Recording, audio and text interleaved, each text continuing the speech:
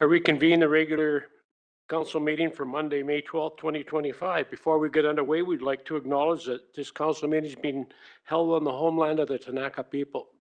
Can I get a motion to adopt the agenda of the regular council meeting of Monday, May 12th, 2025? Councillor Stetsky, Councillor Bassett. All in favor? Opposed? That's carried. Thank you. Can I get a motion to adopt the following minutes of the regular council meeting of Monday, April 28th, 2025? Minutes of special council meeting of Monday, May 5th, 2025. Minutes of the committee of the whole meeting of Monday, May 5th, 2025. Mover, please. Councillor Popoff, Councillor Graham. All in favor? Opposed? That's carried. Thank you.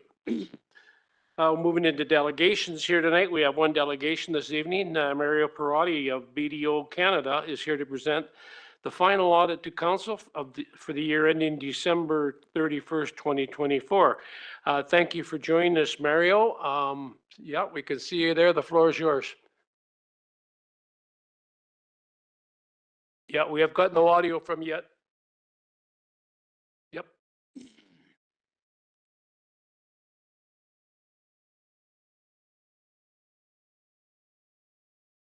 That's perfect. Thank you. Perfect. Apologies on that.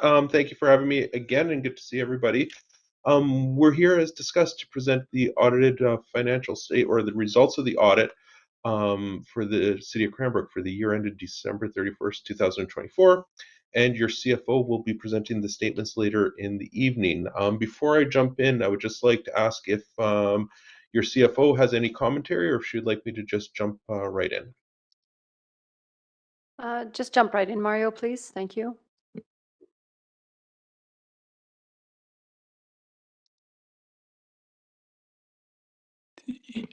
Can you hear me, Mario? Sorry, just was not letting me share. We should be good now. Okay.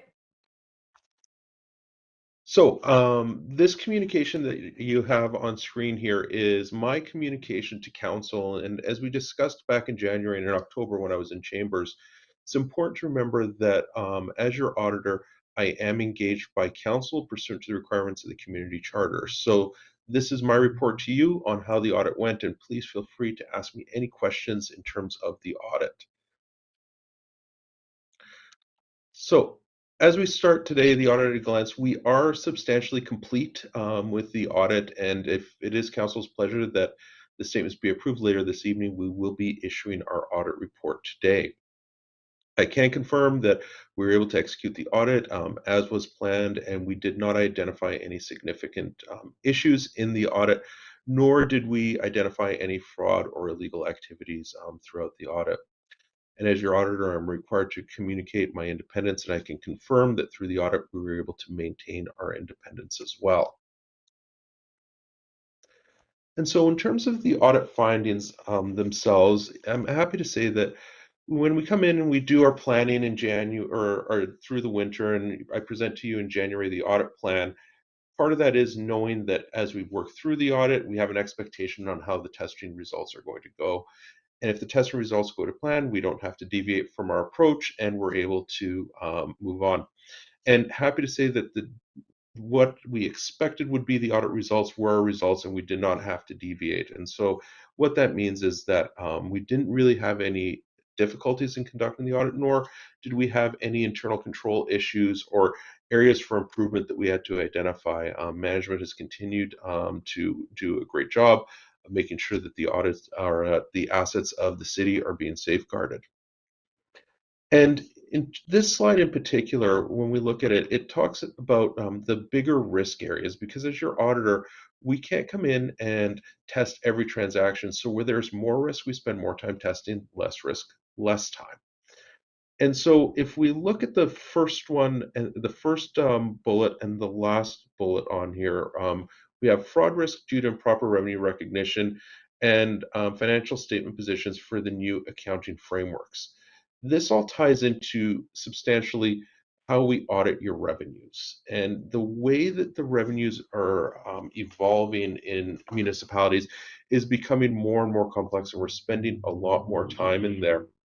In particular, with the money received from the province for various grants and other programs, every grant agreement is becoming more and more difficult to analyze and identify how we have to recognize the revenue, to the point where we were having discussions with your management team about, can we have some rule of thumbs on how to do this? And right now, there isn't really one. We have to look at every agreement on its own. And so I'm pleased to report that everything was recorded properly.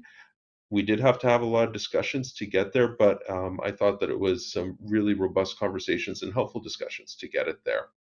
And also, in terms of specifically, as I mentioned earlier, there was no fraud identified in revenue or in any other areas within the audit.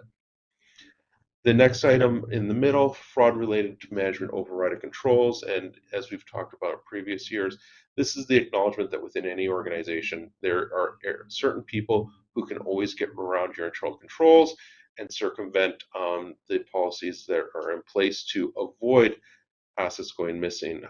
We do testing specific to senior management because they're the ones who are going to be able to circumvent the controls. And we also look at transactions with counsel because you have influence over senior management.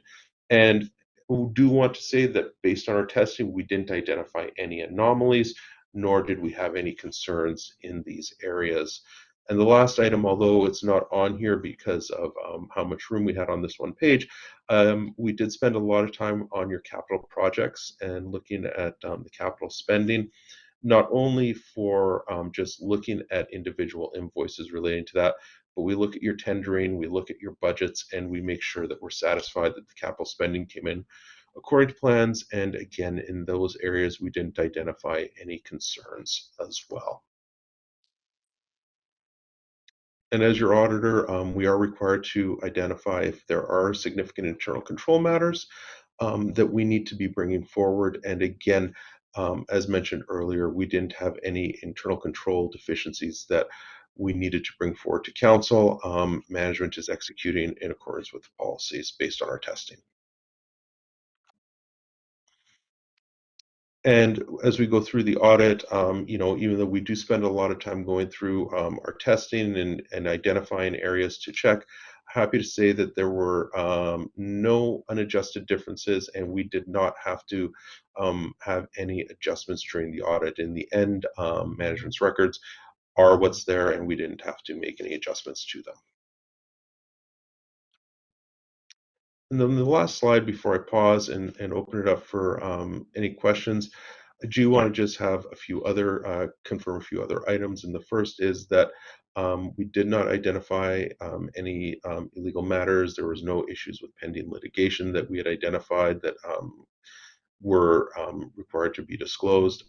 There was no disagreements with management in terms of the testing or any of the accounting treatments that we had to have there. And management was able to work with us working through any of the grants and didn't have to go through and consult with any other accountants about any of the items that we were bringing forward. So overall, I'm happy to say that the audit, I think, went well in terms of, the testing and being able to issue a clean audit opinion as we normally would. And a big thank you that I want to issue to management for all the hard work that they did in making sure that they were able to get the information to our team so we can conduct our audit. And ultimately, the end result is that you will see in the financial statements, we're issuing a clean audit opinion. So when the statements are brought forward, the statements do present fairly the results for the city of Cranbrook for the December 31st, 2024 year. And I'm going to stop there as I talked through quite a few items there and just would like to ask council, are there any questions that you have in terms of anything I said, anything that you read in our package, or anything that you'd like to know in terms of how we conducted the audit? Council? No? All shaking their heads, Mario, so they must be in agreement with everything you're saying. Okay. Well, if there's no further questions, I will let you resume to your regular meeting. My senior manager, Kayla Northcote, is online and will stay online, for the duration until the financial statements are presented. I unfortunately need to virtually go up the road to Kimberley to their council meeting now as well. Okay, thanks so much, Mario. Enjoy your travel up the road Thank here. Okay, take care. Thank you. You as well. Okay, we're moving into bylaws. First bylaw for consideration tonight is from Engineering and Development Services regarding zoning amendment bylaw number 4192, 2025 at 703 Cranbrook Street North. This bylaw is back before council tonight for adoption. Can I get a motion that council adopt City of Cranbrook zoning amendment bylaw number 4192, 2025? Mover, please. Councillor Stetsky. Councillor Peabody. Discussion. All in favor? Opposed? That's carried. Thank you. Next, pardon me, next bylaw is also from Engineering and Development Services regarding official community plan amendment bylaw number 4203, 2025 at 941 Victoria Avenue North. This bylaw is before council tonight for first reading. Can I please have a staff member provide an overview? We've got Connor up. Sure. Thank you, Mayor and Council. Yeah, so this is to consider the first reading of a OCP amendment and forthcoming zoning bylaw amendment as well. It's an application from Scottsville Terra Incorporated. They run the Subaru dealership along Victoria Street. This is a proposed change to land use designation on a portion of the property from neighborhood commercial to highway commercial. Recently, the applicant consolidated a portion of the adjacent parcel located to the south of the property just to increase the parcel area available along the interior sideline. And this would accommodate a structural addition that would serve as an indoor storage for equipment accessory to the day-to-day use of the business. Currently, the portion of that piece of the property is seeking redesignation to be used as outdoor, or currently it's being used as outdoor storage, and they're looking to change the use to be able to build onto their structure to accommodate indoor storage. So everything that's being stored outside, tires and pallets, as well as the shipping containers that are back there would go into the building as part of the existing structure. Staff don't have any concerns with the application. Generally, we wouldn't want to see along Victoria Avenue something go from neighborhood commercial to highway commercial usage, but the land in question is going to be used for the same use that is currently going on, which is storage, but it will help to clean up the site. As well, the applicant has worked with us in the past to move some of his shipping containers behind the site to clean up the front of the area. So this will help to further clean up the site. Yeah, thank you. Thanks for your report, Connor. Can I get a motion that council give first reading to City of Cranbrook official community plan our Path to Cranbrook 2042 amendment bylaw number 4203, 2025, and authorize staff to undertake public consultation on the proposed amendment bylaw? Mover, please. Councilor Bissett, Councilor Peabody. Discussion. All in favor? Opposed? That's carried. Thanks, Connor. The final bylaw for consideration is from Engineering Development Services regarding building amendment bylaw number 4205, 2025. This bylaw is back before council tonight for adoption. Can I get a motion that council adopt building amendment bylaw number 4205, 2025? Mover, please. Councilor Peabody, Councilor Popoff. Discussion. Councilor Graham.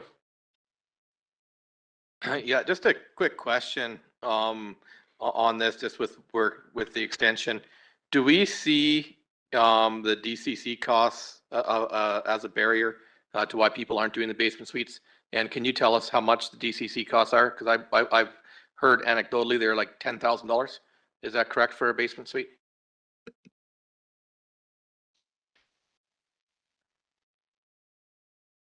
Councillor Graham through Mayor Price. The DCCs, so this would waive the DCCs for that. They'll be different for different uses. So for residential, I think it's based on the the size of the property that's being, so it would depend on the type of secondary suite.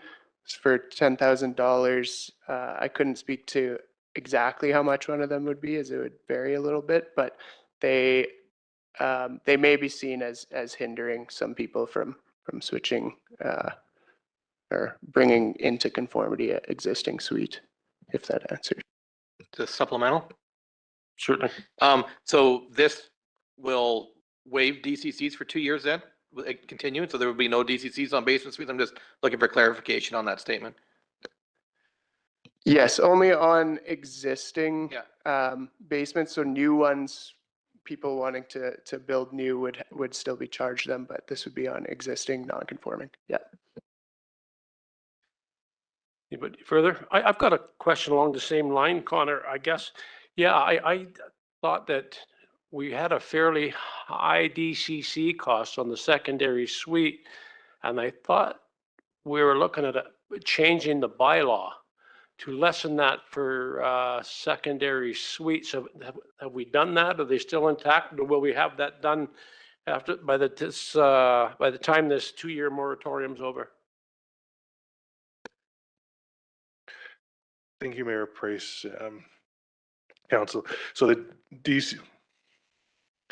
development cost charges for a secondary suite are based on the medium density residential rate, which is just over $9,000 per. A suite in the C1 or a dwelling in the C1 or a security suite, that was the term I was looking for, in the industrials at the high density, which is just over $6,000.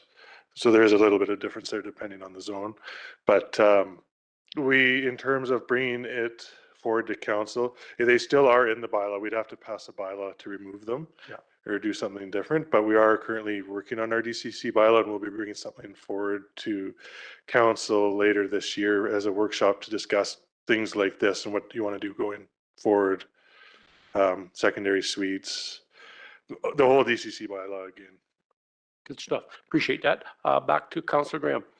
Yeah, and I guess just from, has staff heard anecdotally that the DCC seem a bit high? It's not saying we scrap them all together, but do we feel, or have you heard anecdotally that has kind of prevented people from looking at secondary suites? Yes and no. I think it depends. Some of the local developers, it was higher than they were used to in the past because we didn't have secondary suite DCCs. People coming from out of town looking at building in Cranbrook, they're fairly low compared to other communities in BC. So it really depends on the where they're coming from. Some developers would like to see them charged on a per square foot basis, because if you build a 3-bedroom suite versus a bachelor suite, they're the same amount right now. So that's one thing, but we'll be getting into this with council later on this fall, because there are options we can do, like not have them have a reduced rate, or there's options. We'll be chatting about that further. Right. Appreciate you looking at those again. Thanks, Connor and Curtis. All in favor? Opposed? That's carried. Thank you. Okay, we're moving into new business. First item of new business is from Finance Department regarding consolidated financial statements for the year ending December 31, 2024. Charlotte is here to give us an overview of this report. Oh, thank goodness for IT. Wow. This comes through again. Sweat. Well done. Well done. I swear it worked perfectly in my office. These are the draft financial statements in your package. And I'm just going to, no, I'm not going to do anything. Yeah, okay. So in terms of the report, I will come back to that after I've reviewed the financial statements. I can't get to the report right now. So I don't want to do a really deep dive into the financial statements. This is just a high-level overview of some of the statements, a couple of the notes, a little bit of discussion on variances, but it is not intended to be a deep dive into the variance analysis. So we're going to move to page 3-6, I believe it is, Ross, for the statement of financial position. Do I need to move? I need to move, okay. Okay, I am. What's that? It's gonna be a real shovel live here. It's a bit tricky.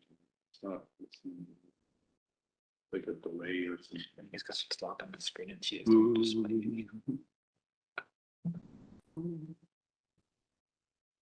There we go. Or now. Okay. Thank you, Ross. So moving to the statement of financial position. On page 6, I believe it is. Do I need to?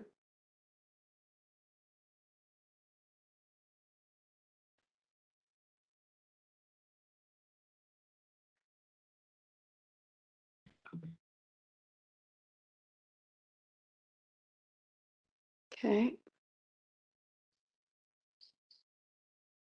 Yeah, maybe just don't click out of it, just use the arrow keys to. Okay, but I need to get to my notes. That's the problem, Appear. but they're not.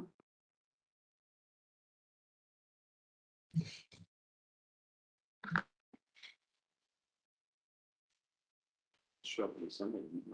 Oh, here they are. Resume to the rolling.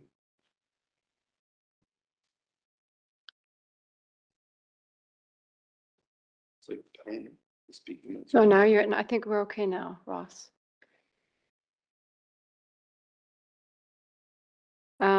Okay, so let's try again. So the statement of financial position.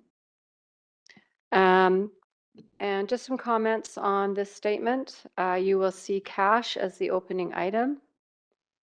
And cash is up 3 million over 2023. Okay, now I can't find my mouse. Temporary investments are down over 2023. So the rate that the city receives on its cash deposits from BMO is very favorable. We receive a laddered rate. Cash deposits up to $1 million or 10 million receive a certain rate, and above 10 million receive an escalated rate. So we're in at about prime less 1.5%. And just going to get rid of that. And so there has been some focus on liquidity here at the city in recent times, as the city's capital budget has been expanding and budgets are having to be increased on relatively short notice due to inflation and supply chain challenges. So we have taken a very cautious approach to the investment environment. For that reason, and also because we get a very favorable rate with BMO. We do have a few $1 million locked in. The financial statements show that there's $1 million decrease in temporary investments or short-term investments over 2023. That was a timing issue. So we had some items come due later in the year. And then in January, we invested about another $1.5 million. So we don't have a lot of spare cash that we feel we can safely invest for longer terms, because we are going through the cash fairly quickly. The MFA, we've been talking to MFA about some of their longer term investment opportunities, but they're just too long term for us. We don't have that kind of cash deposits at this time. So for the time being, we continue to be cautious around that. We did have a period early in 2024 when we transferred that year's, so the 2024 transfers to the reserves. We did that earlier in the year than we typically do. And this would have been before we collected the taxes in July. And that caused us some cash flow issues, and we had to reverse some of those transfers. So it is a challenging environment for us right now to determine where and when to lock in anything for any length of time. So we have been cautious about that. perhaps a little overcautious, but, and we are hoping to be able to spend a little bit more time on the investments, you know, in the near future. It just does continue to be challenging, as I mentioned.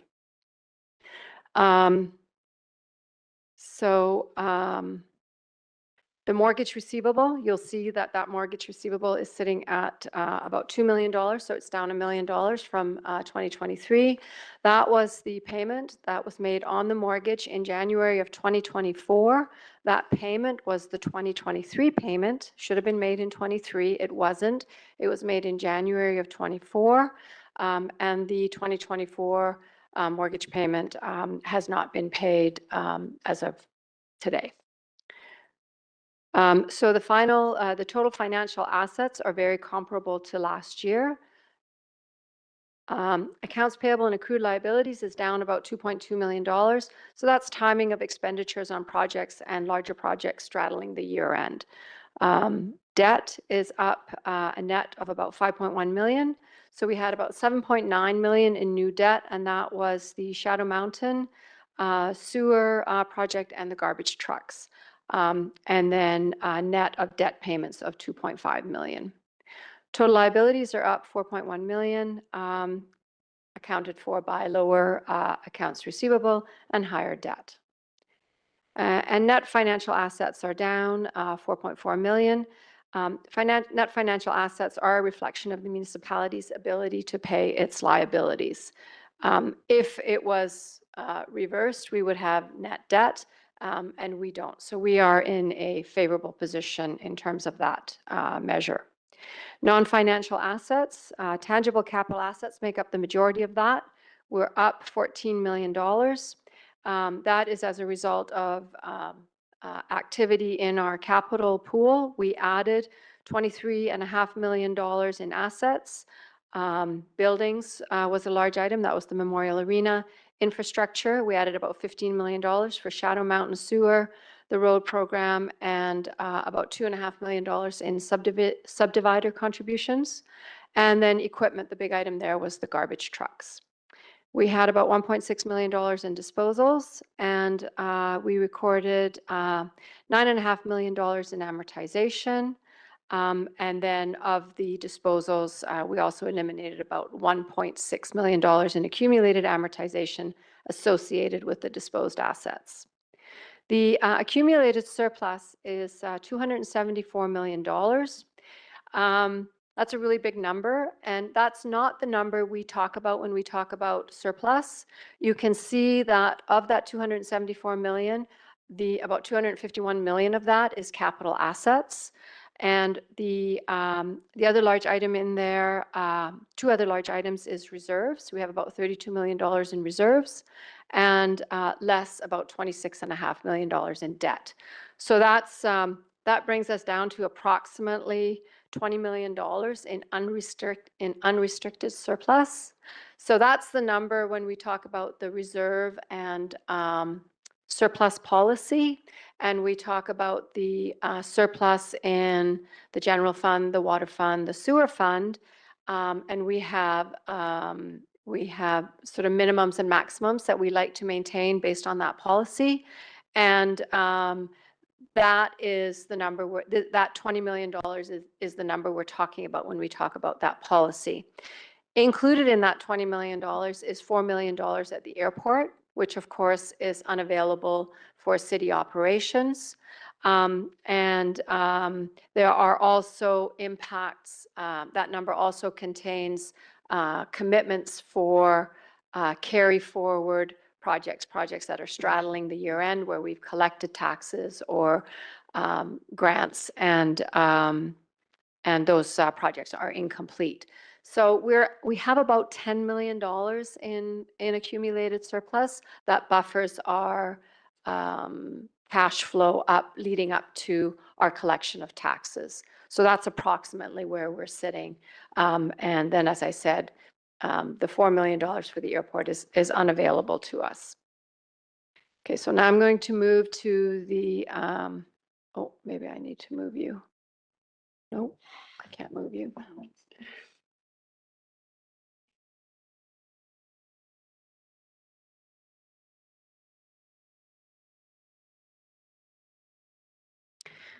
While Ross is helping me with that, are there any questions on the statement of financial position? See, no.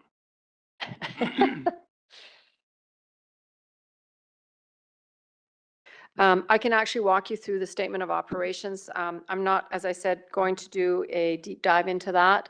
I'll just highlight the variance of actual to budget and actual to prior year. So on the revenue side, the actual to prior year, there is about a 1% increase over 2023. And with respect to the budget, there's about a 9%. We're about 9% below budget. The primary reason for that 9% below budget in revenue has to do with provincial grants that we had anticipated for capital projects, and the capital project has been moved to 2026, and the grant will be realized in 25 or possibly, moved to 25, and the grant funds were not received or recorded as revenue in 24. So grants are always an item that we budget for, and then it may or may not come to fruition in the year that we budget for, depending on what happens with the capital project, because it's 99% of the time associated with a capital budget.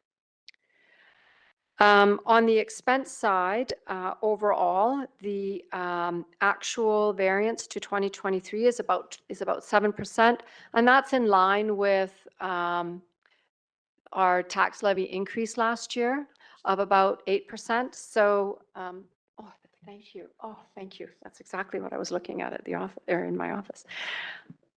So the 2024 expenditures as a whole are up about 7% over 2023 and down about 5% over budget. So that has, again, to do with, timing of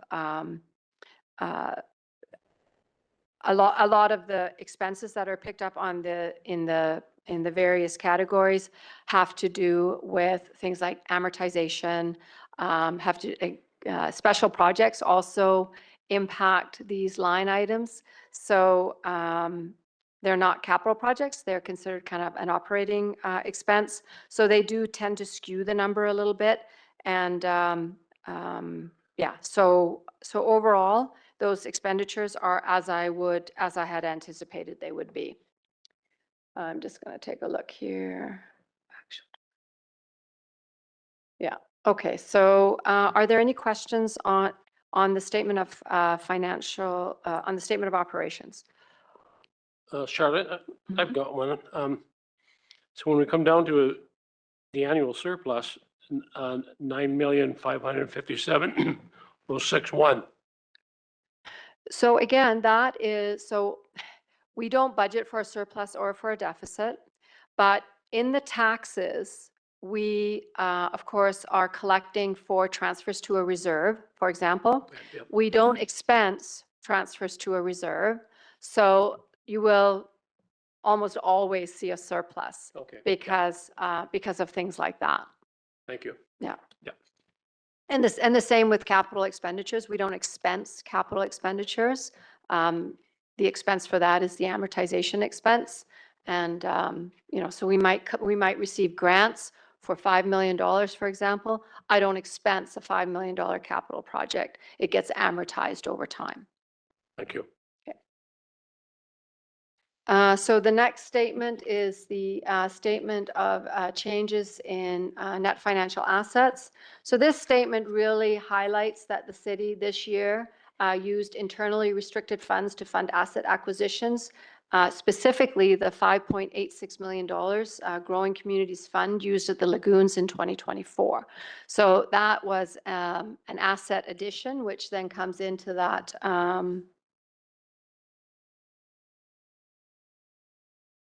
just let me get myself over there, into the acquisition of tangible capital assets. So included in that number is $5 million that we used out of the reserves in the sewer fund, because that grant had been allocated to reserves. So that's really what this what this schedule is telling us is that you can see that the annual surplus of 9 million versus last year's annual surplus of 13 million, yet we spent about the same on capital assets.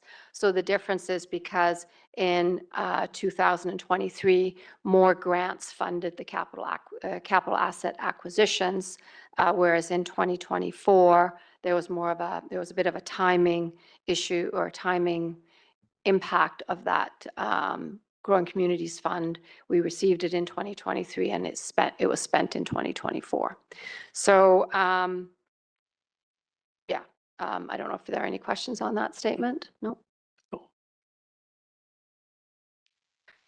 So the statement of cash flow, I'm not going to go into any detail on that other than to highlight the fact that these cash flow statements provide insight into how the city manages its cash position and where the funds are spent.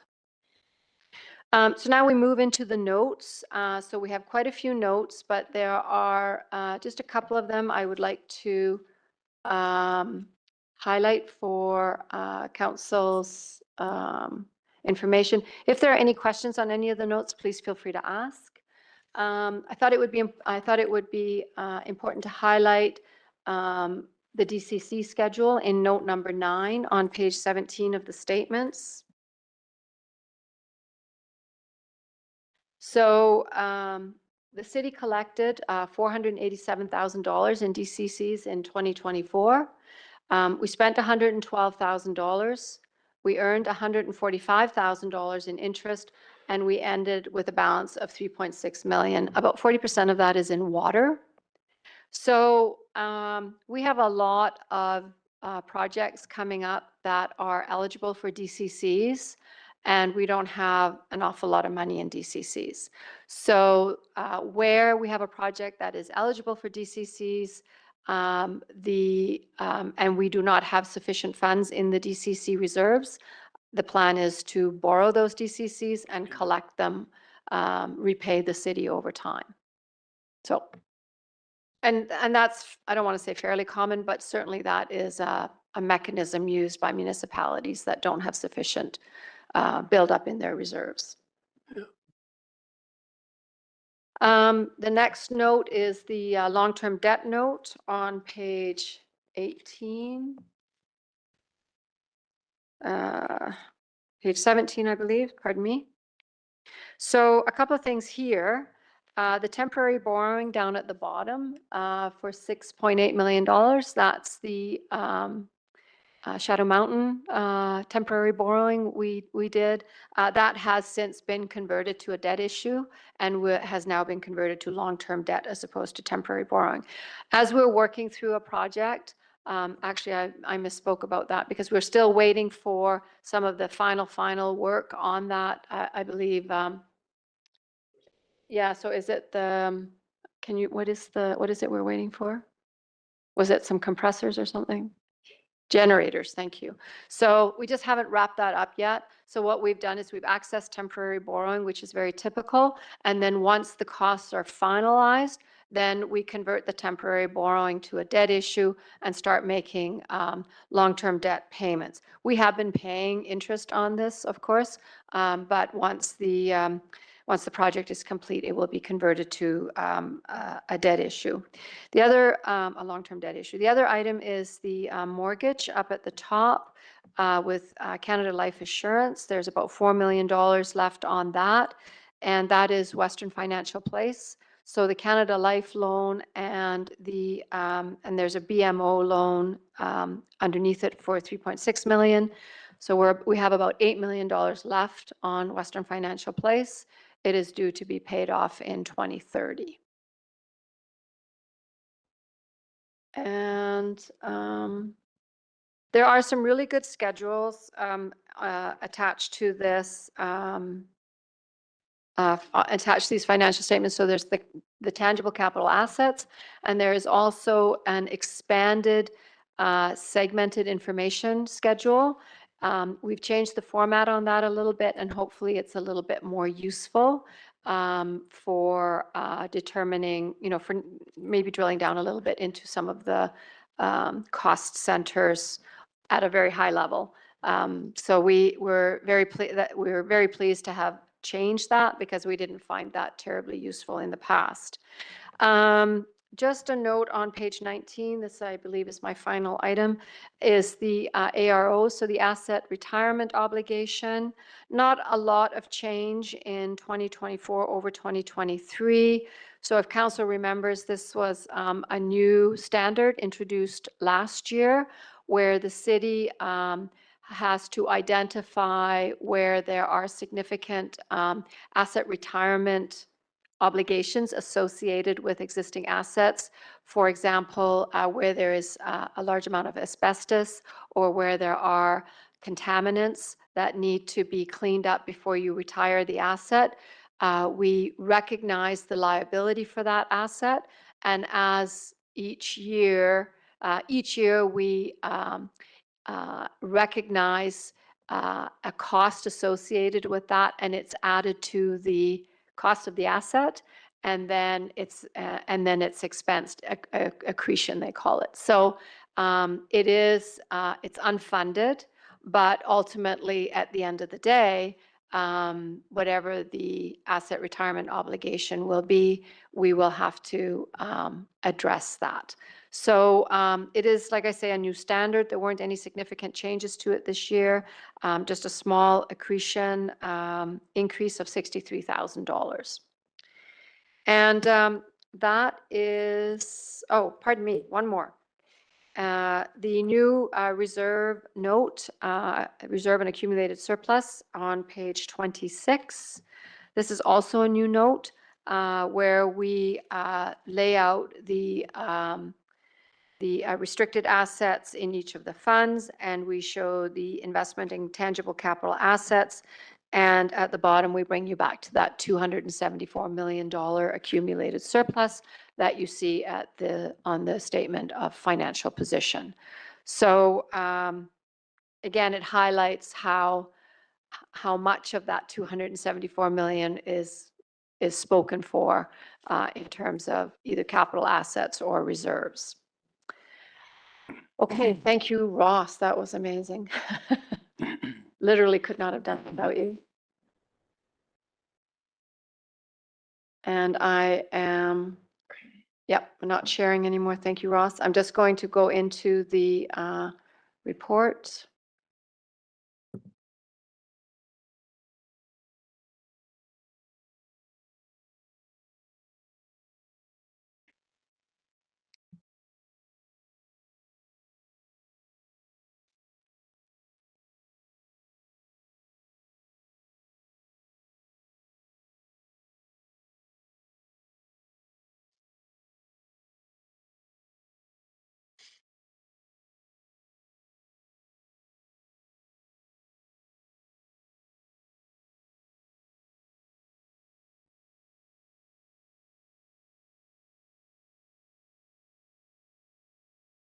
Okay, so the recommendation by staff, thank you for your patience, is that council accept and approve the consolidated financial statements for the year ended December 31st, 2024. And once council has done that, then the auditors can sign the audit report. Okay, mover, please. Councillor Stetsky, Councillor Brissette. Discussion. Councillor Stetsky. So just reflecting that I think the very first audit I remember you doing was in 2011, presented in 2012. And I just want to say thank you for your excellent work over at least the last 14 years in terms of keeping the city on track financially. Really appreciate the work that you've done. Thank you for that, Councillor Stetsky. And I am not a team of one. I have a great supporting team down in the finance department, and a lot of kudos goes out to them. Further, council? All in favor? Opposed? That's carried. Thank you. Thanks, Charlotte. Terrific job. Next item of new business is from Engineering Development Services Department regarding the Phillips Reservoir UV disinfection facility. Authorization of alternative approval process. Charlotte, you're going to speak to this. You and Curtis are going to speak to this jointly. Thank you, Mayor Price. Yes. So a few things. There's an error in this. When we responded to an inquiry from council on the duration of the term, we were having some discussions down in finance, and we took a look at the bylaw that had been passed 3 years ago. And the bylaw stipulates a maximum of 25 years for borrowing in this case. So the package you have in front of you refers to 30 years. And so we cannot put a package out for 30 years when the bylaw maximizes us at 25. So what I'd like to just do is, in light of that, in light of the fact that this needs to be amended and that there has been an inquiry about the length of term for the borrowing, we felt that the best thing to do at this point is to pull the report and let those interested in having a discussion about the duration of the borrowing. Let's have that discussion now. We will come back in 2 weeks with this updated, certainly updated to the 25. And if council decides to lower that, because that was the discussion, was whether or not we should contract to 20 years instead of the proposed years in here, the proposed 30 years. So to kick council's discussion off, if that's all right, we've been asked this before, and the answer has always been and continues to be that we match the duration of the borrowing with the life expectancy of the asset. 30 years is the maximum we can borrow through MFA. I honestly don't know why the bylaw was adopted at 25 years. I suspect it has to do with at one point 25 being the maximum, and then there being some lag perhaps in updating the expectation around that particular project, because the project has been around for quite a long time. The bylaw was adopted in 2022. So I don't have a better explanation than that, because we would have today certainly said 30 years. So having put that aside, what I will say about a 20-year term, a few things. This is a relatively small amount of borrowing, $3.5 million. Over the next 5 years, we have $72 million in the 5-year financial plan. That is not including the wastewater treatment facility, or not wastewater, pardon me, the water treatment facility in at about $17 million. So $72 million over the next 5 years. I suspect that $72 million is some other number, and it's not a lower number. My point is that if we start looking at shortening up the term, which can be done, it will put a lot of pressure on the tax levy or the frontage taxes to make those accelerated payments over a shorter term. So that was the discussion, was why are we borrowing for 30 years when in the long run, if we borrowed for 20, we would pay less in interest. And that is certainly true. We definitely would. And from a business perspective, that makes perfect sense. And you've probably all heard me, and maybe I need to come up with a different term, but this is the term, intergenerational equity. So what happens is if we compress it to 20 years, that means that the folks who are paying up front are paying for 20 years. They're paying higher payments than they otherwise would if we push it out to the maximum, which is 30 years. And then the people who come after for an asset that might have a lifespan of 50 years, for 30 years, they pay nothing on that asset. In that case, what you might say is, well, then when the debt is done, we don't turn the debt payments back into general revenue. We then reallocate that debt payment and put it into a reserve. And that way, the people who come in year 21 through 50 are still making exactly the same payments, but now they're paying into a reserve. I mean, that seems fair, but a lot can happen in 50 years in terms of what council's direction might be and, you know, what the pressures might be to lower tax levies or frontage taxes. So for that reason, I would maintain that the best approach is to match it to the life of the asset or 30 years, whichever is the shorter. We would go longer if we could. That probably isn't a good idea from a debt perspective, but in terms of matching user pay kind of ideology, that long-term debt on large assets is certainly the thing that achieves that best.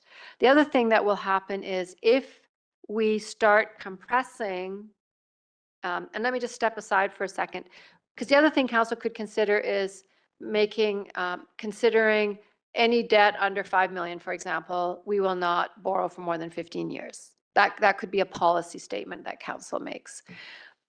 But if you end up with a lot of small borrowing situations that on their own are nothing or very little, but collectively are a lot, you have the same problem.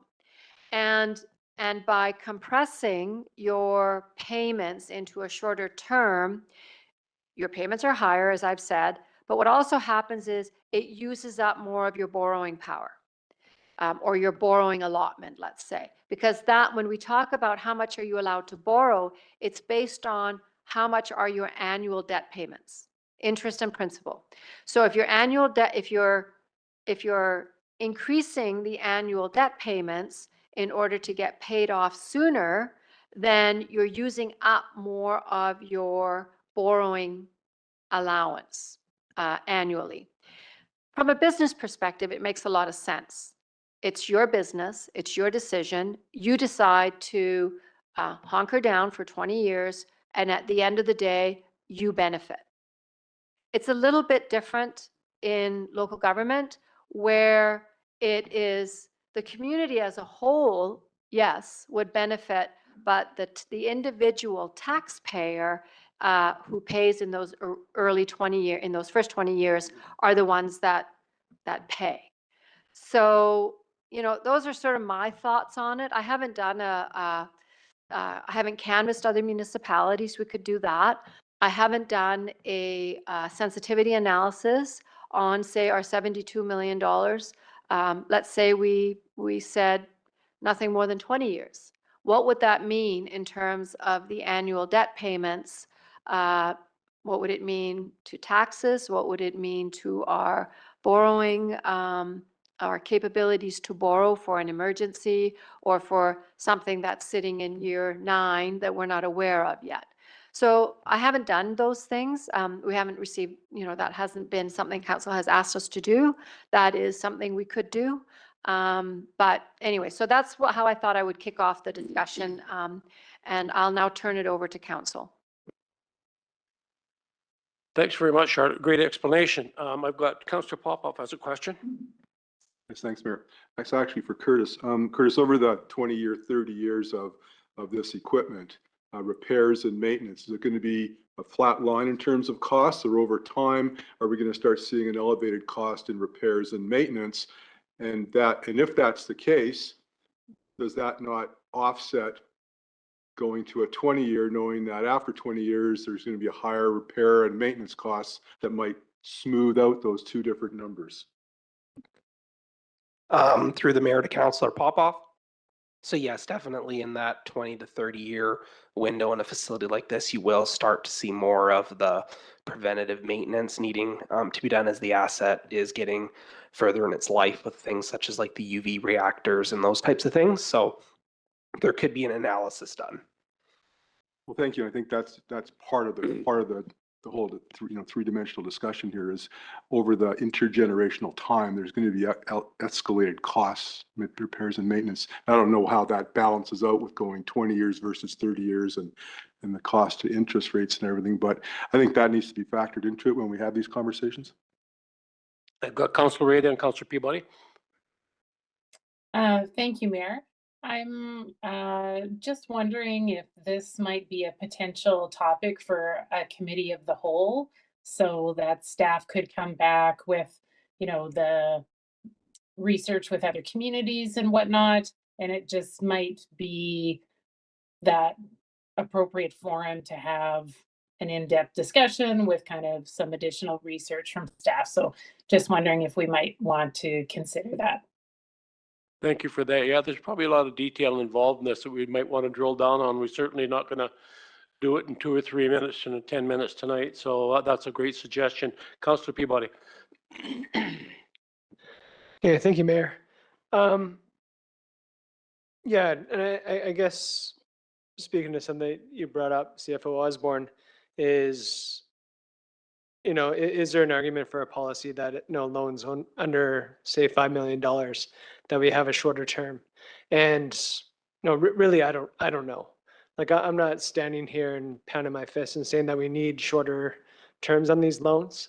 For me, I think I do look at it from a business sense of like, okay, no, like for this example, and I don't know if my math is correct, but for this example, it looked like, okay, if we do a 20-year term as opposed to a 30-year term, we save almost $1 million in interest, but we only increase our payment, let's say, by $50,000 a year, which to me seems like a relatively small increase in our annual tax collection. So it's hard for me to see from where I'm sitting why it's better to pay it over the life of the asset as opposed to just trying to eliminate as much of our debt as quickly as we can as we can afford to do. And maybe this comes down to, and I think this is what Councillor Popoff was hinting at, what does our asset management plan look like? And we have an idea of what we have to borrow for within the next, what was the number you said, $72 million over how many years? 5 years. Yeah. And I think in our asset management plan, it's going to give us a good idea as far as what we might need to borrow over 10, 20, 30 years, correct? Yeah. So like, maybe we need a committee of the whole to look at this. Like, I don't know. It's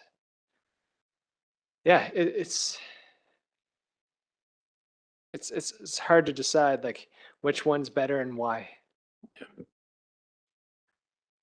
Go ahead, Charlotte. Thank you, Mayor Price. So a couple of things. Councillor Popoff, whether we go 20 years or 25 years, the repairs and maintenance that are ultimately going to happen are not going to matter, are not going to change. It is what it is, right? So that factor won't change. It will, as the costs go up, they will be added for 20 years. If we go to a 20-year or a 15-year, you can go to 15 years as well. That will get on top of the debt payments. So, but it won't change. It won't, how long we take the loan for will not make any difference to the repairs and maintenance. That won't matter. And your math is very close to correct. Something that isn't typical in other borrowing situations are the actuarial adjustment that we receive on these loans. So what happens is the MFA buys typically 10-year bonds, and they pay the interest. So when we pay interest, they pay the bondholders the interest, and the principal that is principal payments that we make are invested. So those investments, those principal payments earn returns, and that is the actuarial. And that actuarial ultimately reduces the amount that we pay. But the math is still close. The math is still close. So something, that we could look at, or that might help sort of provide some optics here is when we buy a fire apparatus. For example, we just bought a ladder truck not that long ago, and we buy that under short-term borrowing with MFA under the equipment purchasing side of their portfolio or their operations. So that's 5 years. So when we buy a $1.5 million fire truck, we have to have that paid off in 5 years. So it makes the payments on what's a really relatively small capital purchase, but a large equipment purchase, that's $300,000, and that's taxes, immediately taxes. So, so now if we start to shorten all our debt issue terms, it will stack up pretty fast. Much of it is not in a lot of our borrowing is in water. So, but it will impact frontage taxes. So, I can see I'm not changing your mind, but I'm just saying that it is a different calculus in local government than it is in your own business, because it's you who has to pay more upfront, and at the end of the day, it's you who benefits. And here, yes, we pay more, and I'm not saying that's a good thing, but at the end, but you're spreading it out over, the people who are using the asset, and that's the theory. So, Councillor Stetsky. Thank you, Mayor. So the committee of the whole might be a good idea. I'm just curious for you or for the 5 former council members, the discussion to go from 30 down to 25, was that largely an interest-based discussion, or how did that come about? Councillor Stetsky, you're referring to what's happened with this particular item here? I don't know. I don't know why we didn't go 30. I mean, the bylaw was adopted, 3 years ago. I just cannot, I have no recollection of why we would have said, but what I suspect happened was because it had been 25 at some point, like we had thought it would be 25, maybe when the UV disinfection was sitting out in year 5, and it's entirely, I can't remember now, but it's entirely possible that the UV disinfection sat out in year 4 and just kept getting kicked into year 4 for a number of years.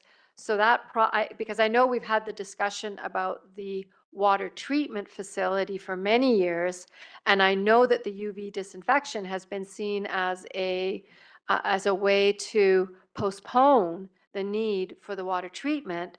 So, and this, like that water treatment, I bet you that water treatment plan has been in the 5-year financial plan as long as I've been CFO, and the UV disinfection was not far behind. So I suspect it's a legacy, it was a legacy issue in terms of when we brought the bylaw forward to council in 2022 for 3 readings, that it was 25 years in the financial plan and had been for a long time, and it was overlooked for the update to the 30 years. I'm not sure, Councillor Stetsky, but that's my best guess. Yeah, I believe that's the water treatment's been in discussion at the annual budget table since probably 2006 that I'm aware. So there's quite a history here, and then of course we went from the treatment plant to the UV. So, Charlotte, I guess, where I'm at is, I like the idea of a committee of the whole, but at the end of the day, we'll certainly beat it up a lot, better than we could in the time we've got here. But, I'm kind of reluctant to even make a policy on term related to relative to dollars, because you nailed it. We could have a year where we got multiple projects under $5 million and we got them on there, and we're going to borrow. That's going to have a significant impact. So I think this discussion needs to happen at budget time with each of the budget issues, so that finance, that's what we hire you for, so that finance can bring it back to us with an explanation of why, because we have to see how it fits, and I agree, certainly with Councillor Peabody, I know the sooner you can pay something down, the better. But, and again, you stated that that's the difference between, you know, private sector budgeting and public sector budgeting. It is just so different, you know. We're here, you know, the small business, their time period is so condensed, you know, the profits and, you know, like, you know, Mike's time in business.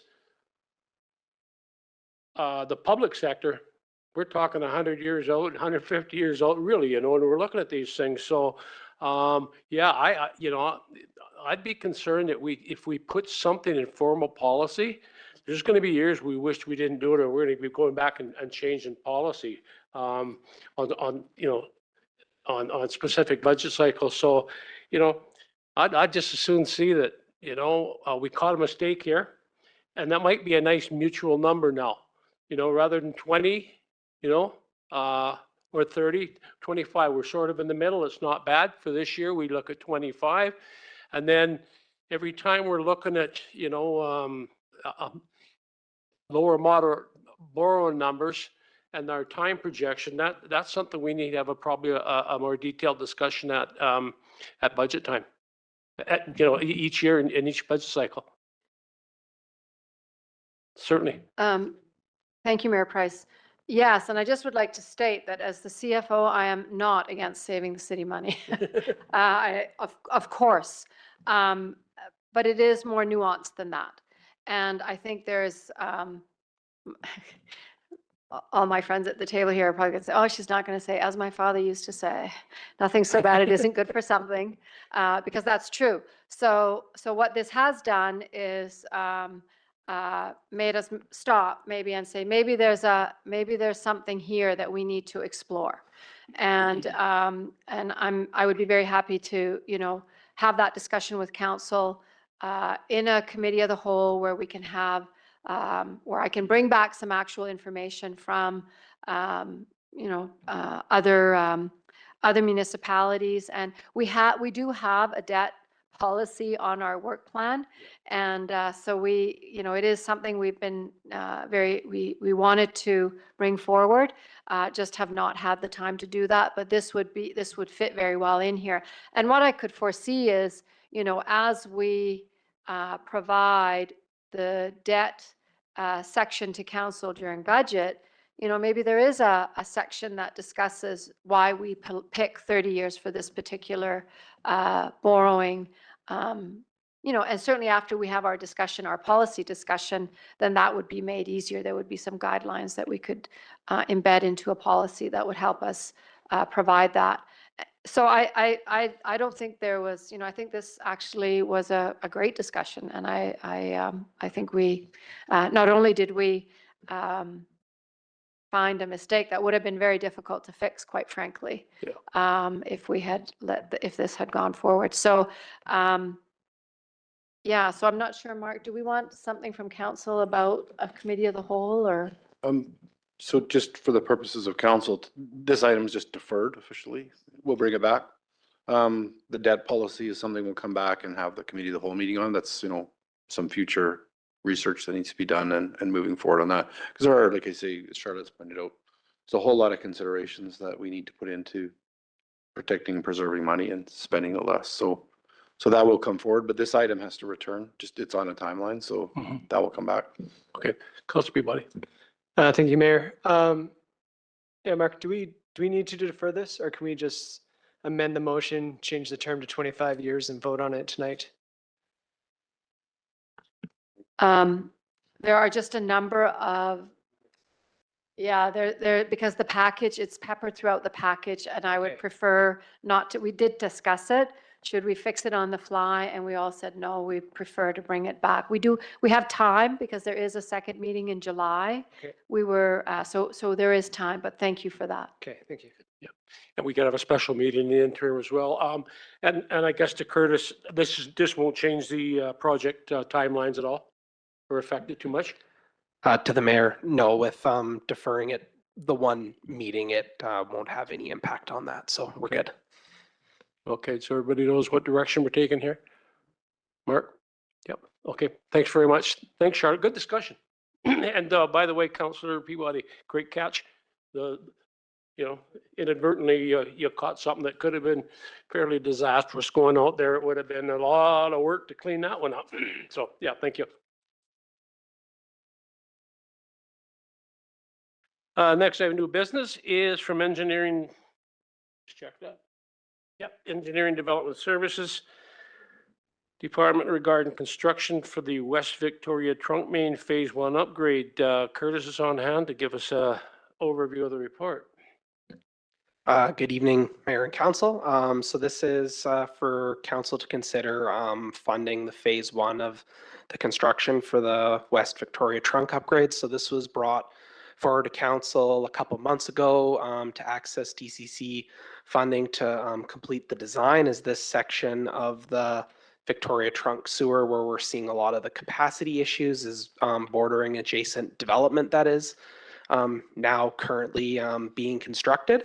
So we're bringing forward this now as it is an optimum time to replace the pipes, as it does create a lot of cost savings to do it now as to completing it later. So this project is a DCC eligible project, so it is eligible for 99% DCCs and 1% other funding, so the capital funding.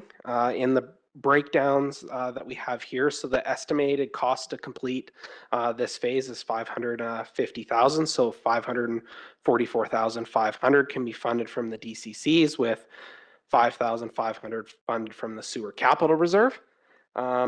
There is a little bit of a shortfall in the sewer DCC based on the other funds that we've accessed this year for the other projects. So what we're proposing out of this is that the shortfall in the DCC funding be paid for from the sanitary sewer capital reserve, which will be paid back over time as we collect DCCs.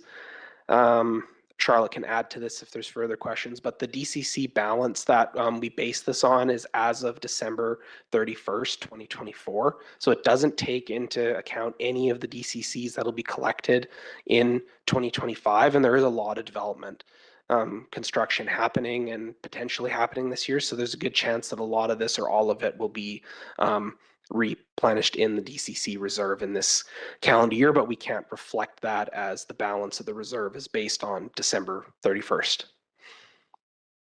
Great report, Curtis. Can I get a motion that council approve the construction of Phase 1 of the West Victoria Trunk upgrade from 4th Street South to 5th Street for a cost of up to $550,000, of which $544,599% will be funded from the sanitary sewer DCCs and $5,501 funded from the sewer capital reserve, and further that council approved funding the $101,035 sanitary sewer DCC shortfall from the sewer capital reserve to be repaid as future sanitary sewer DCC's contributions are collected. A mover, please. Councillor Popoff, Councillor Bassett. Discussion. Councillor Stetsky, Councillor Graham.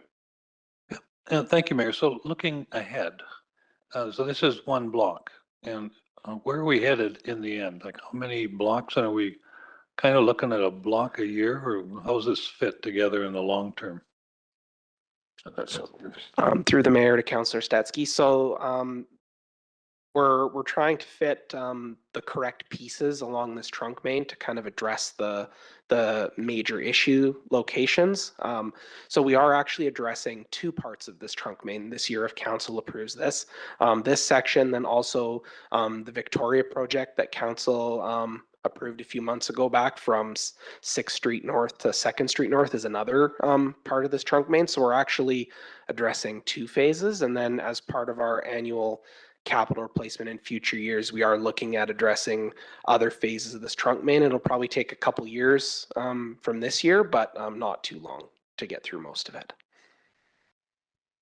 Just before we move on, I just got to make sure I've read this correctly. I'm just looking in the report, the council report. I've got the council approved construction of Phase 1 of the West Victoria Trunk upgrade from 4th Street South Go to Fifth, no, I thought it said Sixth Street. Just give me a second here.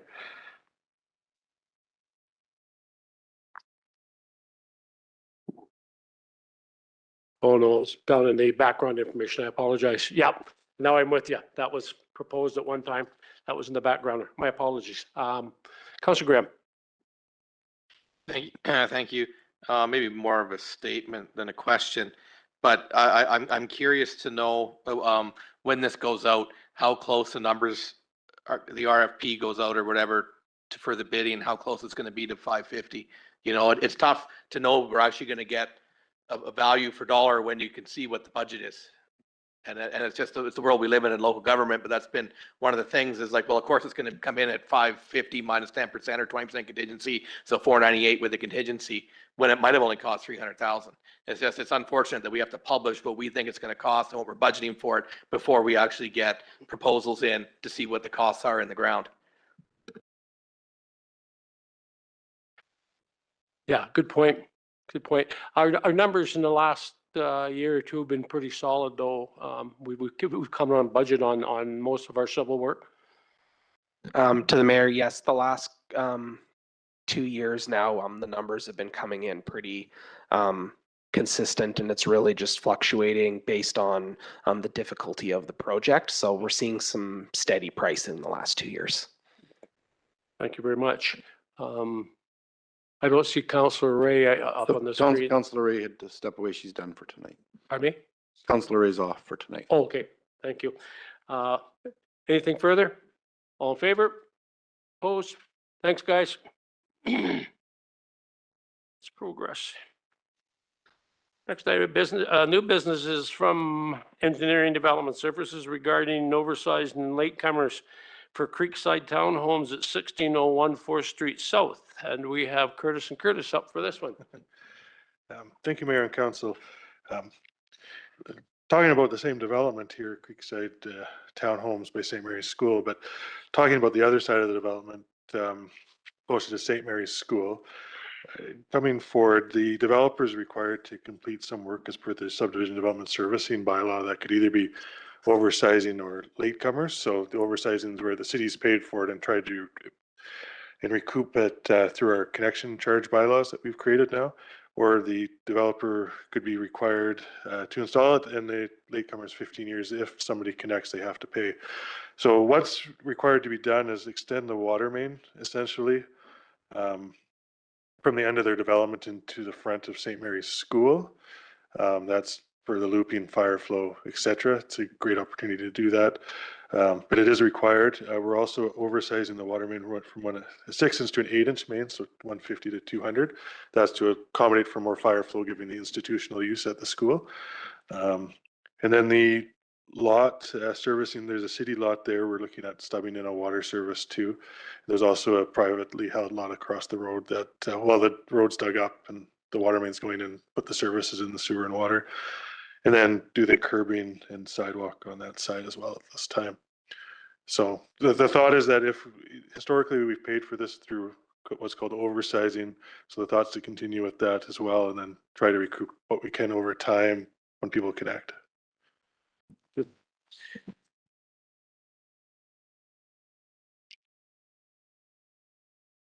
Can I get a motion? The council authorized the commitment of $285,945 plus GST from the 2026 capital roads, water and sewer programs to fund the roads, water and sanitary sewer oversizing for the Creekside Town Home Development at 1601 4th Street South. Mover, please, Councillor Bissett. Councillor Graham, discussion. Councillor Peabody. Thank you, Mayor. Curtis, one of them. I just have a question about the curb and the sidewalk. Is the proposed Creekside property, are they going to have a sidewalk on their side of the street as well? No, given the number of driveways and that our bylaw only requires it on one side, the planning division of our department asked that it be on the other side to, as it would be safer. Okay. From community standpoint. Okay, so in that case, is Creekside the developer, are they paying for a portion of the sidewalk on the other side of the street? At this point, they weren't. It Okay. would be just part of the oversizing their latecomers as the excess service in. Under the Local Government Act, our understanding is that if a developer builds up to the center line of an existing road, we can require anything we want on their side. But if we require it on the other side, it's excess or extended. So we could require them to pay for it and write out the 15 years, or we can pay for it. Historically, we've paid for it. Okay. So that's why we brought it forward. Gotcha. Okay, perfect. Because I know in the past, there's been other developments that we've been been pretty contentious that they have to build a sidewalk, even though it might not be used. So I was just confused why this developer, doesn't need to build a sidewalk, and that we're actually paying to have one built just on the adjacent to it. But no, your answer makes sense. Okay, thank you.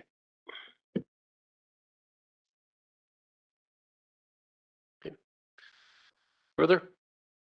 All in favor? Opposed? That's carried. Thank you, guys. Good stuff, guys. We're moving forward, that's for sure. The next item is also from, let's see here. Yeah, from Engineering and Development Services Department regarding secondary suites implementation policy 36-01. Can I please have staff provide a brief overview? And we've got Connor up again. Thank you, Mayor and Council. This is just subsequent to the building amendment bylaw for the secondary suites. So this is to align the policy with the building bylaw. Essentially, the only thing that's changing is the dates. So 2025 to 2027 from May to April 30th of 2027. Thank you.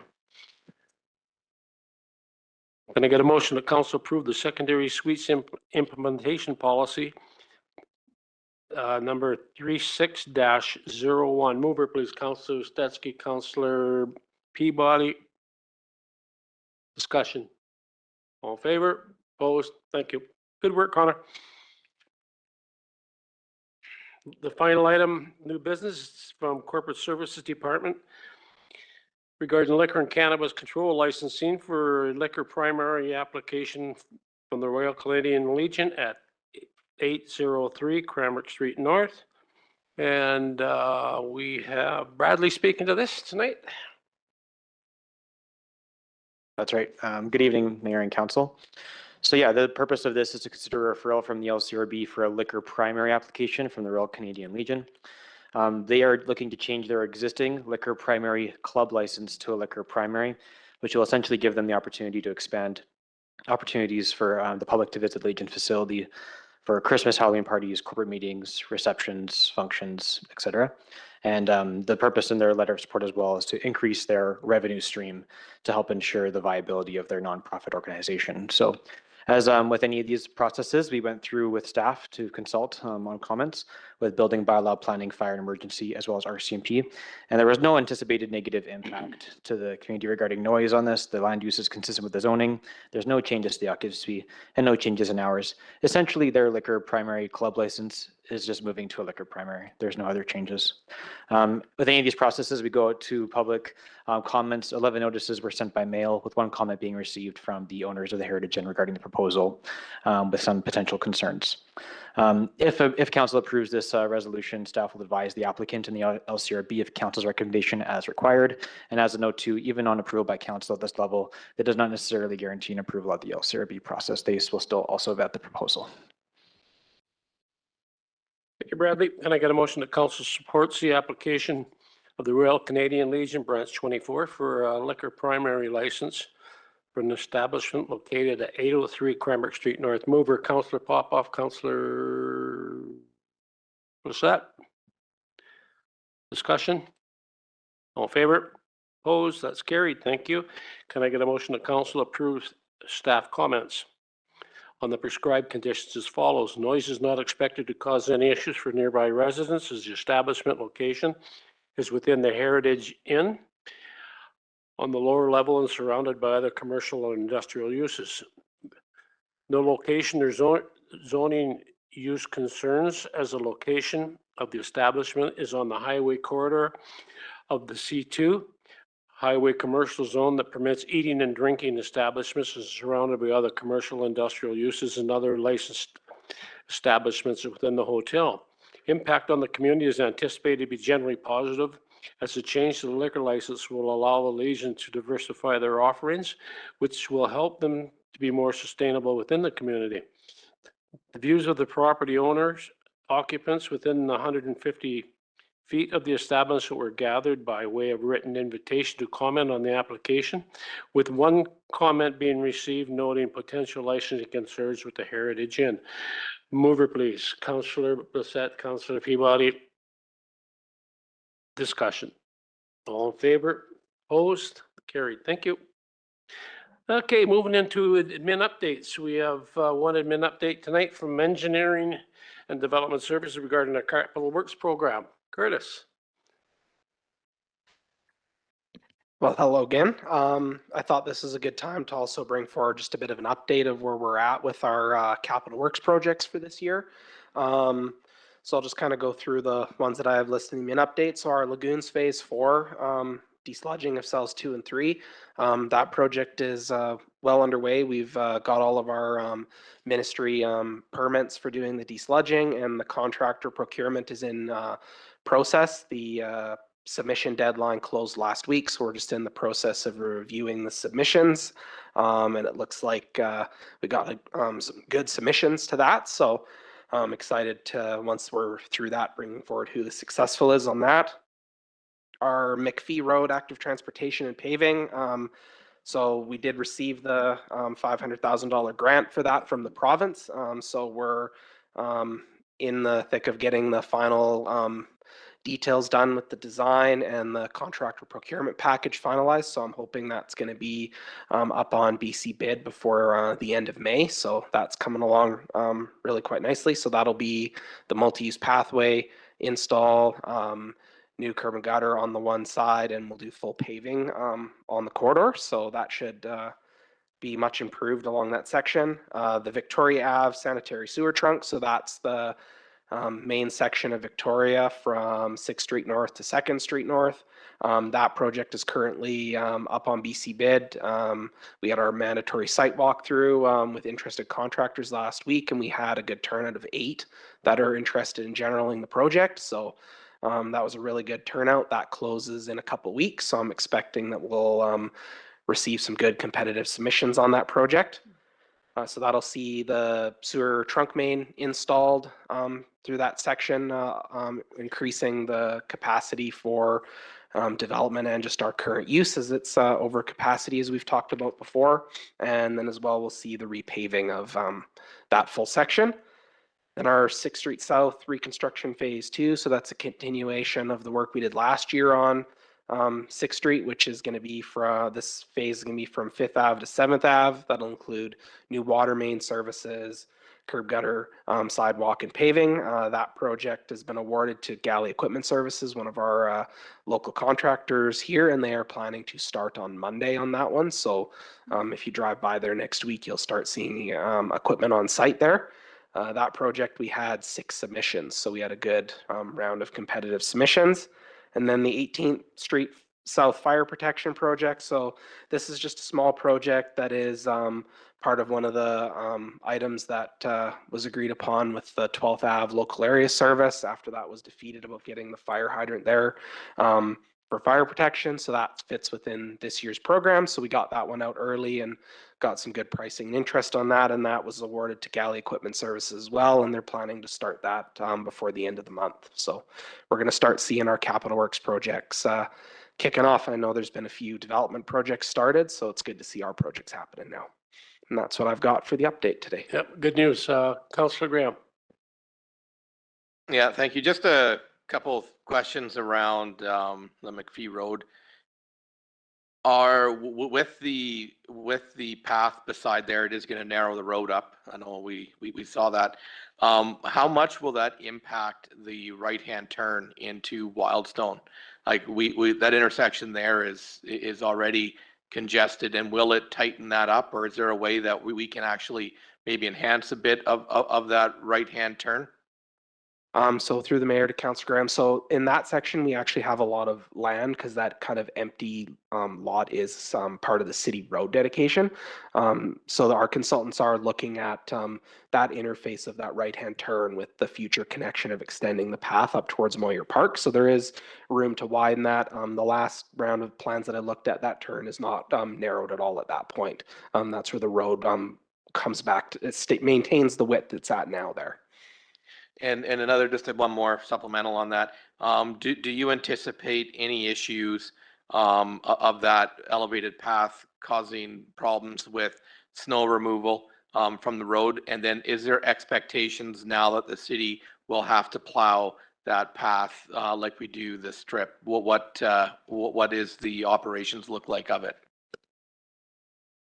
Through the mayor to Councilor Graham. So snow removal should stay relatively similar to it is now, as there still will be shoulders on each side of the road where we would typically store snow.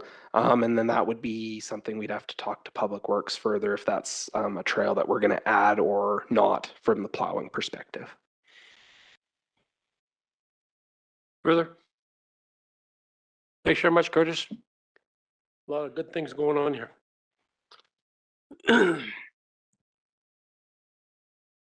Moving on to correspondence, we have one item of correspondence tonight from the senior floor curlers of Cranbrook regarding improvement to physical access to the upper level of the curling rink. Would council like to discuss, make a motion to receive for information? Councilor Bissett. I would like to make a motion that staff take a look at this. From what I understand, we already have an elevator shaft in the building. And the curling club would like to be able to apply for grants to be able to get an elevator installed, but they need the city to work on it since it's a city building. So I would like to make a motion that staff investigate this. It has repercussions for this group, but also for all the events that go on in there for catering and for accessibility for members of the public that use the facility as well. Okay, thank you. Can I get a seconder? Councilor Popoff. Discussion. Councilor Popoff. Yes, thank you. And great idea. And also maybe report back to council on what the findings of staff are. So we're in the loop on that, please. Yep. Clear on the direction, Mark? Yeah, good stuff. Any further questions, comments? All in favor? Opposed? Good recommendation. Okay, that brings us to Mayor and Council's report. Let's start with Councilor Graham. Nothing to report. Okay, Councilor Popoff. Yes, thank you. It's my pleasure to represent the city at the Creston Blossom Festival this coming Saturday. So I'll be apparently in a convertible car, and I'll be able to blow my hair around the convertible car while I've got the banners on the front. So yay, thank you. Bring my umbrella. Councilor Bissett. Thank you, Your Worship. And yeah, in between now and our last council meeting, we had AKBLG, and that was a very productive and informative meeting over the 3 days in Kimberley. Kimberley did a great job hosting us and at their convention center. And we also, there were some really good presentations. A couple that stood out for me, one was on Truth and Reconciliation. The speaker was phenomenal. From the Tobacco Plains, I'm probably not saying the right wording. Pardon? Lower Kootenay. Yeah, oh, was he Lower Kootenay? Oh, right, Lower Kootenay. I knew it was south Jared of Basil, here. yeah. And yeah, and he's their cultural representative. Anyways, phenomenal speaker. So that was impressive. And then also we had a workshop on, you know, working as a council or as a board, and the importance of code of conduct and following that. And of course, you know, one of the issues is once you need a code of conduct, the damage is done. a lot. So it's in the work is in the prevention. And so we're very fortunate here on this council and also at our regional district. Most people can, behave like adults. We don't get our way and always, or sometimes ever, it feels like, but you kind of have to suck it up and move on. And that is tough and for adults to do. So, but we've been able to manage so far. We still have a couple years to go, so we'll see. Anyways, it was a very good workshop. Thank you very much. Councilor Peabody. Thank you, Mayor. Just one short thing tonight. I had a member of the public inquire about a missing section of sidewalk on 17th Street South. This is between 14th Avenue and 20th Avenue South. That's the street that kind of borders the RDK land, just on the top of like 14th Avenue. So I don't know if that's in our jurisdiction or not, or if it's on the list of missing sidewalks. I can answer that right now. Councillor Peabody through the mayor. That section of road is actually a Ministry of Transportation and Transit road. It's not a City of Cranbrook road. We do understand a lot of people try to use that from the city, but it's not our road to do upgrades to, unfortunately. So if residents on that street were looking to get a sidewalk, would they approach the Ministry of Roads? Councillor Peabody, that would be one option, yes. The other option would be is if the city wanted to install it and the Ministry of Transportation is willing to let us, that is another option. Okay. However, there are other routes that you could take if it's to get to Cooney Orchard School or different areas that are safe. But happy to discuss with the residents. All right, perfect. Thank you. Yeah. Councillor Steskey. Yeah, thank you. I want to take a moment to give a shout out to Cranbrook's youth. Had a really good day on Saturday, where in the morning I had the privilege of handing out certificates at the history fair held at the Cranbrook History Center, which brings together school kids from Cranbrook and as far away as Fernie. So these are basically elementary and middle school kids to talk about history. It's very similar to the science fair that many of you have probably been involved with over the years. It was amazing, the various topics that they chose, everything from wedding vows and the change and what it's meant to women over the years, through the change in wedding vows to Canadian inventions, everything from the coffee crisp bar to a number of other things. And 3 of the kids are chosen to go to the provincials, which will be held at UBC in early July. So we'll be sending 3 kids down for that. It was great to see history come alive, and I learned a lot just by walking around and looking at all the exhibits. And then I went over to the Children's Festival. Amazing Children's Festival, really, really well attended. One of the tents that was set up involved this year's youth ambassadors. I believe there are 8 contestants this year looking to compete for that, along with Maria, who of course was our youth ambassador from last year, and Jaina, the vice ambassador. And they were doing people's hair in different styles, so you could go and get your hair done. My pony wasn't long enough to really do much there. But again, they were out there serving the community, and these of course are generally about grade 11 kids. And then in the evening, I had the pleasure of going to Footloose at Key City Theatre, put on by students from Mount Baker. What an amazing production. It involves probably 40 to 50 kids dancing, singing, and really, really having a good time. So I just wanted to recognize the wonderful youth that we have here in Cranbrook and how they contribute to making our community a better place. Thank you. A couple of things. Friday, I attended the opening of the official grand opening of the Tanaka Regional Health Center. It's a reconditioned building on 9th Avenue. They did an absolutely wonderful job. The layout design is perfect. The the center will offer wraparound health services. They're going to have 6 nurse practitioners, and then they will have, I believe, physicians available as resources. So they will have basically the nurse practitioners. They will have mental health support available, prenatal, full wraparound services. So, you know, it's very, very timely. It's absolutely, you know, of extreme value to the Chinaka people, for sure. Saturday, I was at the opening ceremonies of the 2025 Cranbrook Black Wolves lacrosse tournament. No, I just forget how many teams there was. There was 20 some teams in town. You don't realize it, but yeah,